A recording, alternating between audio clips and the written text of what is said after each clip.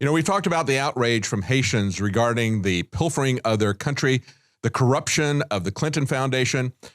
After the natural disasters in 2010, the earthquakes, and then the more recent hurricane situation, that's important that we look at that. And it's important that we see that pattern of corruption. But we're going to talk to our guest now who's going to give us a much broader look at what's been happening in Haiti.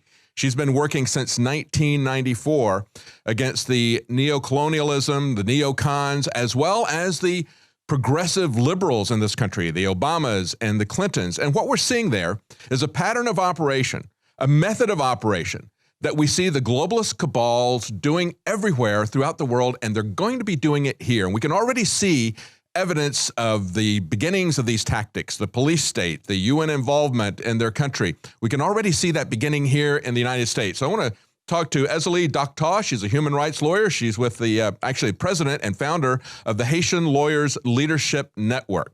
Ezilie, as I just said, most Americans don't think about Haiti until we see a natural disaster, but there's been a man-made disaster that you've been working against now for decades. And just like with Danny Williams' situation, a lot of people will say, hey, why are you doing this now, getting involved in the election? But it's an opportunity for you to draw attention to the problems that are in Haiti. And of course, these are problems that we're seeing here in America. I want you to talk about not only the American government, but also the way the UN is operating in Haiti. And as we were talking earlier, you pointed out that the U.S. has spent billions to set up a massive U.S. embassy in Haiti. The U.S. government thinks that Haiti is very important. Why do they think it's so important? How big is that embassy that they've set up there? Thank you so much for having me. I appreciate the question, because we have sort of been the outsiders who both the liberal media and the neocon media has essentially marginalized our voice.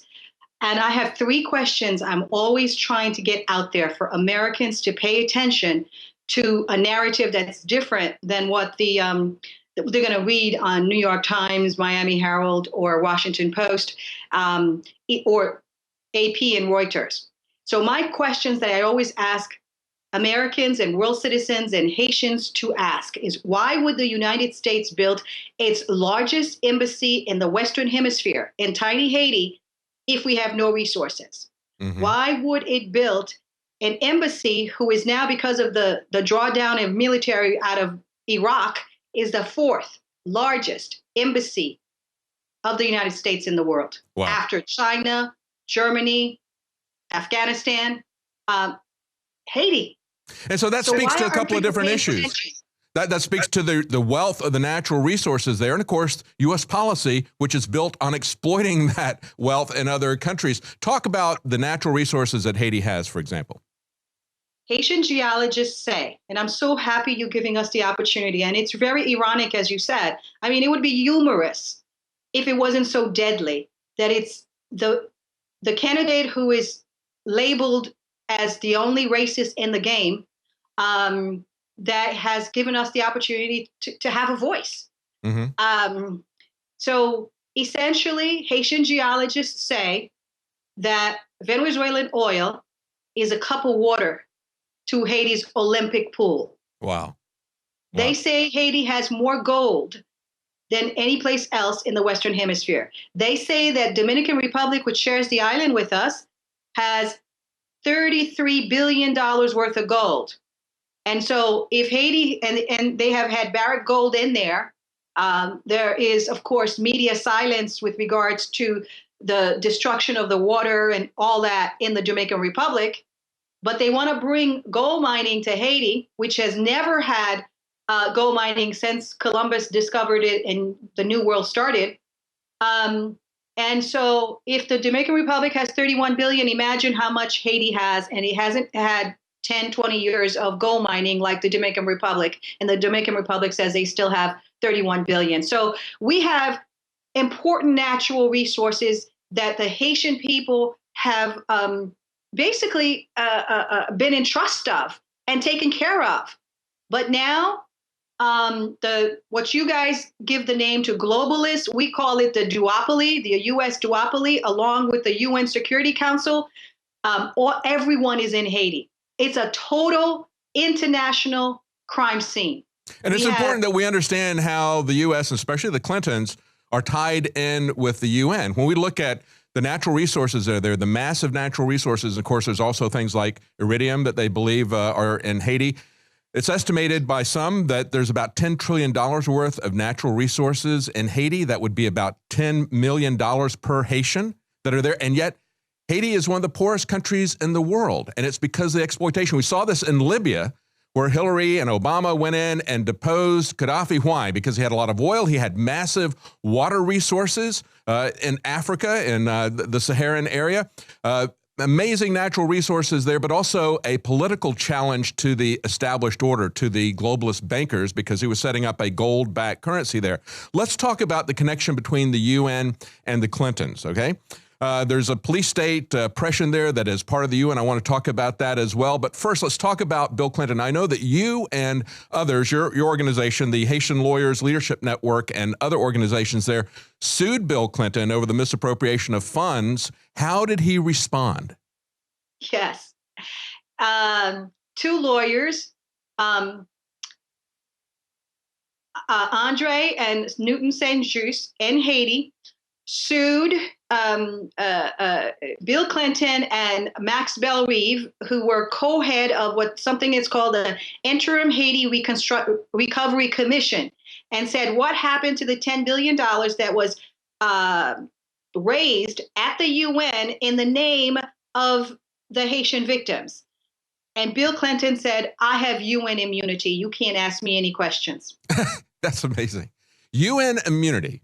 That's what Bill Clinton says, okay? That's what Bill Clinton said. Of course, they've had Justice Department immunity here in the U.S., but when they go into another country, the Clintons say they have UN immunity. All the UN has to do is name Bill Clinton UN special envoy to Haiti, and then he can come in and do whatever he wants, cover up cholera, cover up taking our resources. Basically, what folks have to understand is that the media manages your perception no more in Haiti than any other place in the world. Yes. So I just told you all the things that the media, and especially, think about it, the so-called liberal leftist media who tells you some bad things about the neocons and how they're bigots. But yet I can tell you that after the earthquake, what Barack Hussein Obama did to Haiti is so shameful. He essentially gifted the Clintons, husband and wife, to get them out of his hair during his 8-year term.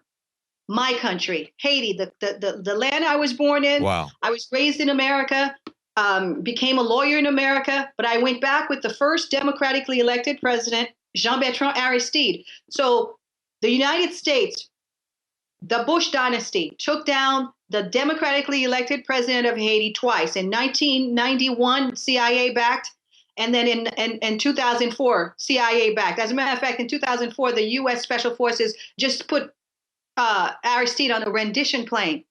And how did they replace him? In 2010, Bill Clinton was at the UN as UN Special Envoy, and we certainly didn't have anything to do with it because Bill Clinton, all he did when he brought Aristide back was re-image another Kosovo type of issue. He re-imaged the death squads as civil society and gave the NGOs the PR of the NGOs as benevolent. But essentially, he forced Aristide, and that really made Aristide be disliked by a great number of people. He forced him to put in a regime of neoliberal economics, which to your audience, I say is when public assets are privatized to the global elite. So they privatized all of Haiti's resources to folks like the folks that are giving money to the Clinton Foundation, because the Clinton Foundation essentially is a money laundering scheme. It's the way they talk about Mr. Trump not paying taxes, but Mr. Trump says he doesn't pay taxes through a legal loophole. Yeah. Well, the way the Trumps don't, the Clintons don't do it is through their foundation. Yes. They pay their living expenses. They pay their flying expenses everywhere. Don't pay any taxes. They said at the UN, they raised $10 billion. That's Mr. Bill Clinton was in charge of that at the UN, and they had the World Bank as the depositor. And what happened to that money? At the State Department, Hillary Clinton supposedly $3.6 billion supposedly went to Haiti aid. And then you have the Clinton Foundation that says that they raised $30 million. So there were so many different funds in Haiti that were controlled by the Clinton family. And I'm going to just give you four of them.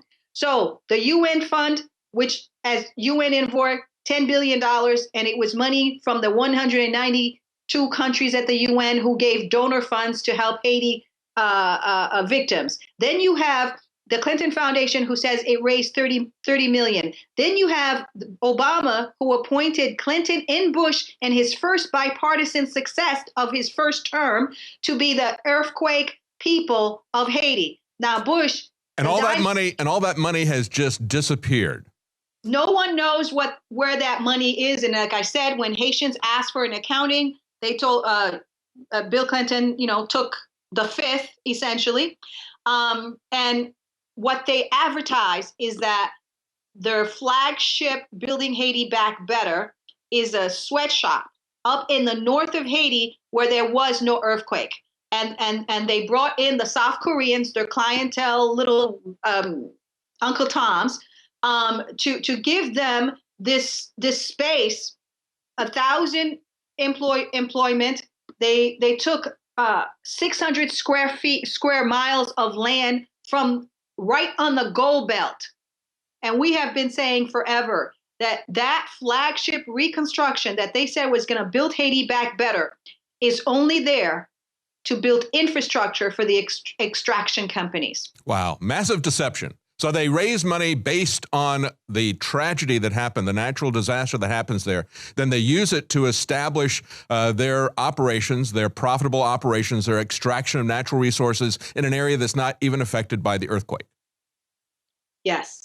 Wow, that's amazing. That's what they did. You've talked about... But the greater overarching picture for your audience to understand, I know your audience is a lot more sophisticated than the other sheep of folks that look at the shame stream media, is that the United States colonialism is about playing both roles. They play the hero and the villain, the arsonist and the fireman. They control both.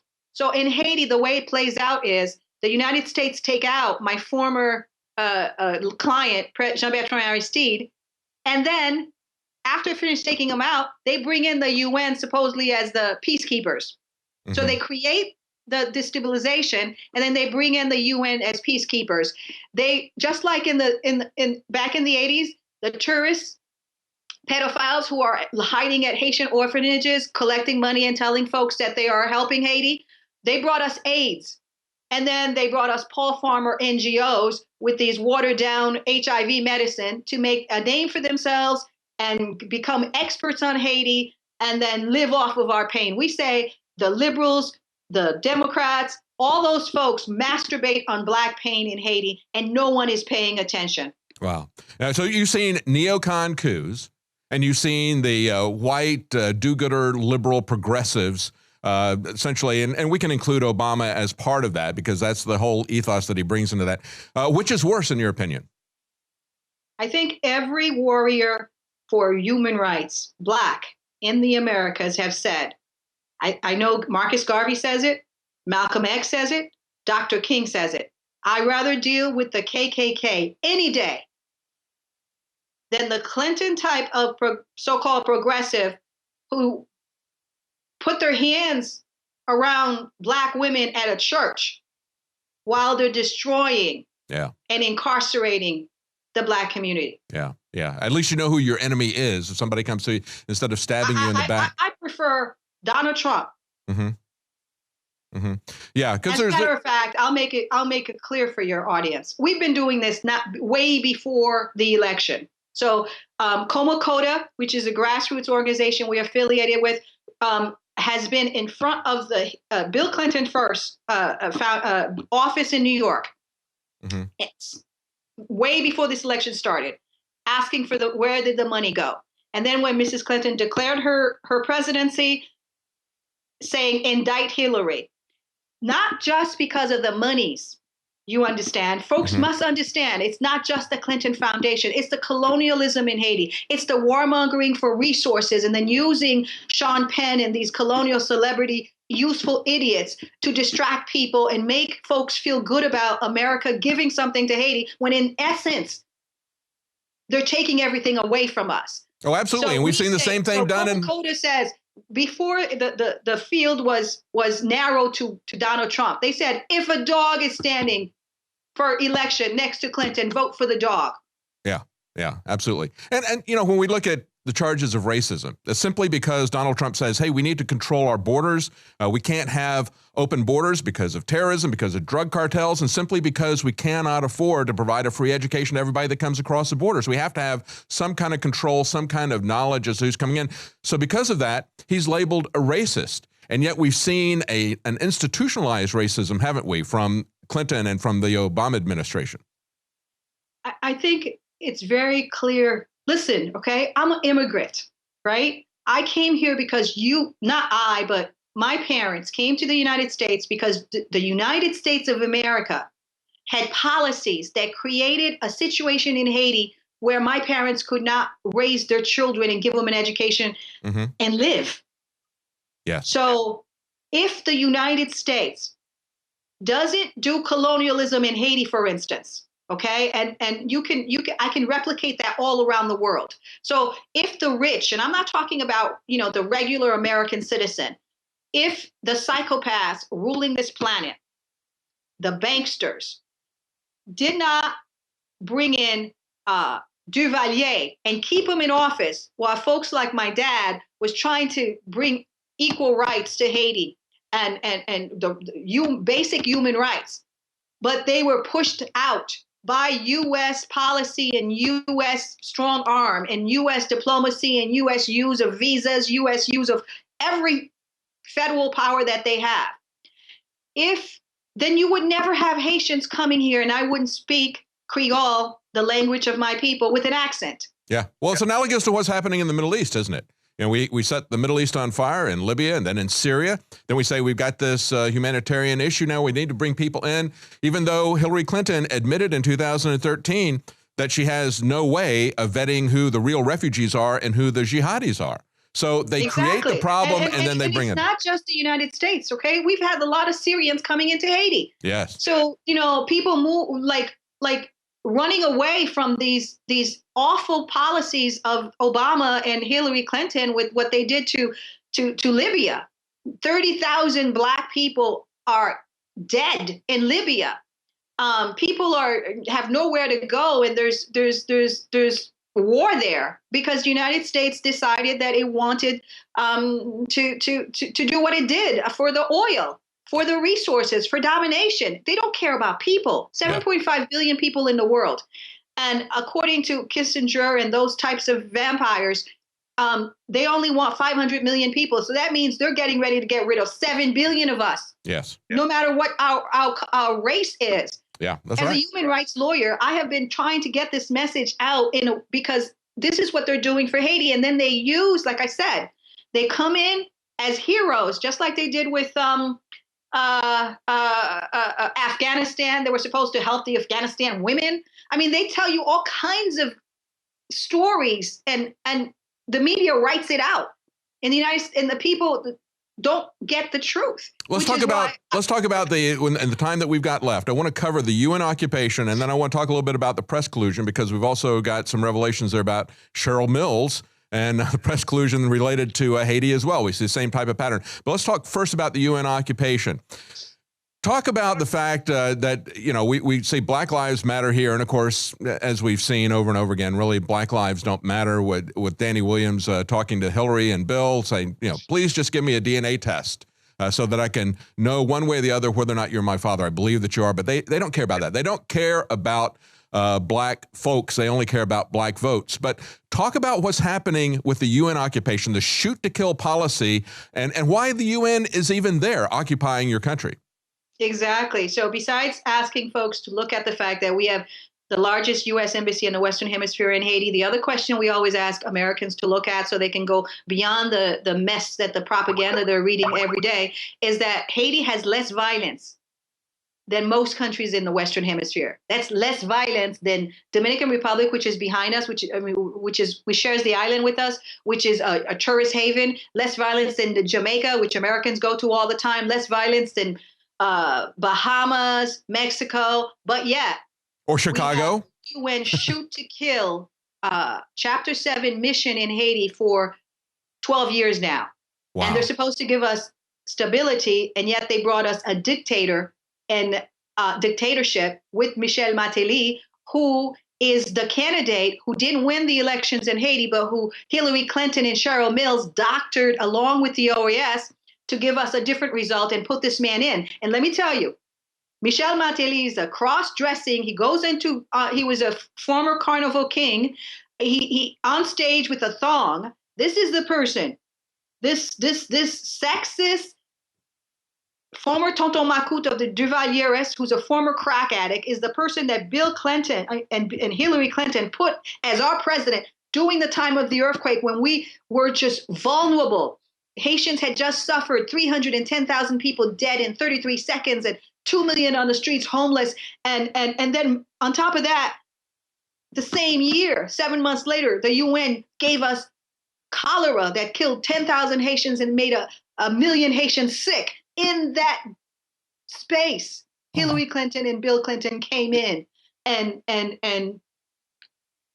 they established this guy who parades around on stage in a thong. They took advantage of us. They took our lands under Barack Hussein Obama. The first black republic in the New World has lost at least 30% of its lands.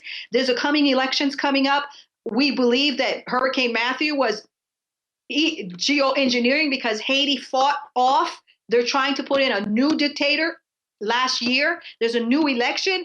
If Mrs. Clinton becomes president, they're going to give us another crackhead, another local puppet to maintain the domination of the global elites. And that's why we're fighting. And that's why we sent a letter to Donald Trump and we said, the Haitians will vote for you if you say when you're president, you will get rid of the UN in Haiti. You will not have unfair trade. No Haitians will. You don't have to build a wall, Donald Trump, because if there was free, fair exchange, Haitians would not need to leave Haiti. And if the resources of the country was used for the 10 million people that's in it, all Haitians would be rich.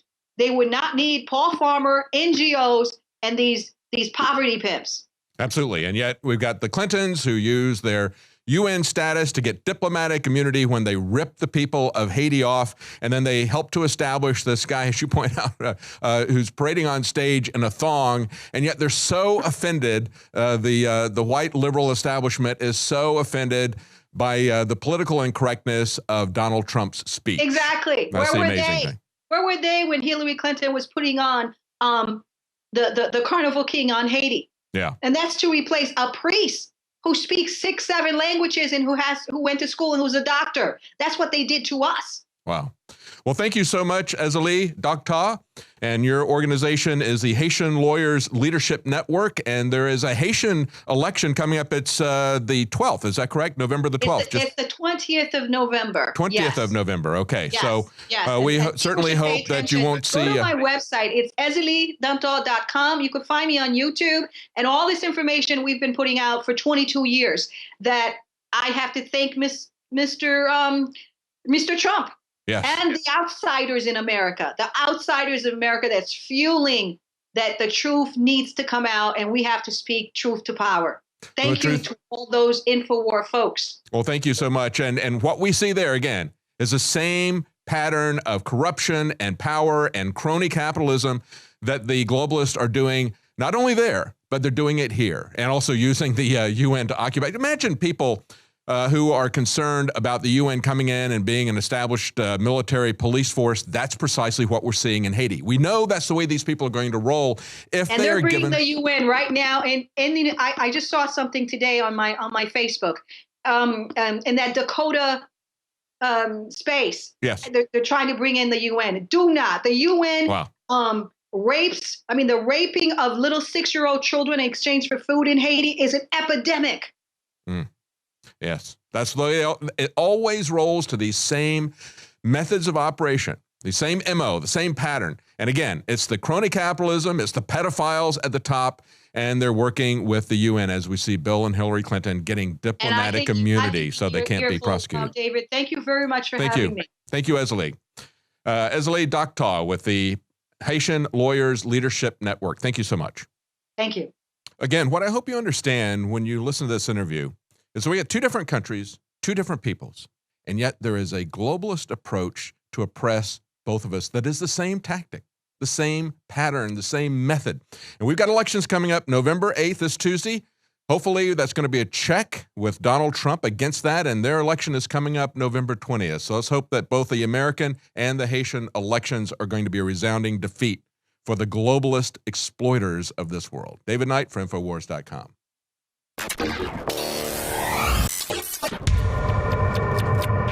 My fellow Americans, my fellow humans on planet Earth, there is an epic, legendary awakening of nationalism and populism happening from the Brexit to the Donald Trump phenomenon to Russia pulling out of the New World Order and arresting the bankster oligarchs.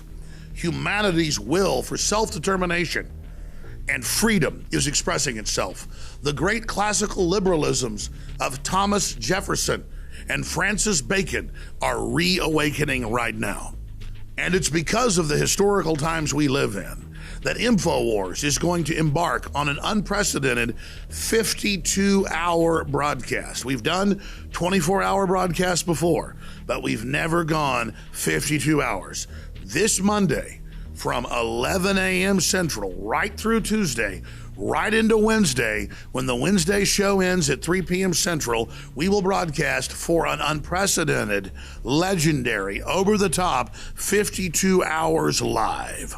The second great awakening is taking place. We are in the dawn of a new era of renaissance, of rediscovery and human liberty.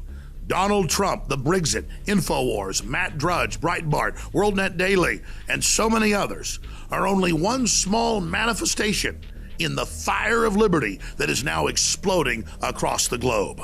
You can see it in the news. You can feel it. You can witness it on the street. History's happening. They always say this election is the most important in our lifetimes, and we laugh it off. I wouldn't even get involved in past elections because they were so clearly frauds. This one's the big kahuna.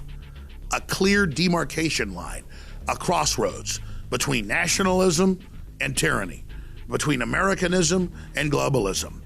That's why we're doing this one time and one time only, because history's happening. A 52-hour live transmission kicking off Monday, November 7th, 2016 at 11 a.m., running right through Election Day the 8th, into the night at 3 p.m. and quite frankly beyond. It's historical, and it's part of overthrowing the dinosaur media, not just overthrowing the two-party corrupt system. I want to see 10 million viewers tune in over the 50-plus hours, and that's where you come in. You are the heart and blood of the InfoWar. If you spread the link to Infowars.com/show and point out that this is the alternative new media, this is the rebellion, this is the modern Paul Revere operation, then all of you are riding right beside us, not behind us. So spread the word, my Paul Reveres, no matter where you live in the world. To information warfare arms, the globalists are coming, and they will be met on the field. Infowars.com, powered by 1776. Ladies and gentlemen, I've been on this the last few months. You probably noticed I've been more crazed, more focused, less brain fog, more energy, more special reports, and it's because of Brain Force. We kept changing this formula over and over and over again until it became sort of a grand puzzle. This just increases the compounds you already have. This is what you're actually designed to run on. You will find Brain Force, Survival Shield X2, and other game-changing products at InfoWarsLife.com or call 888-253-3139.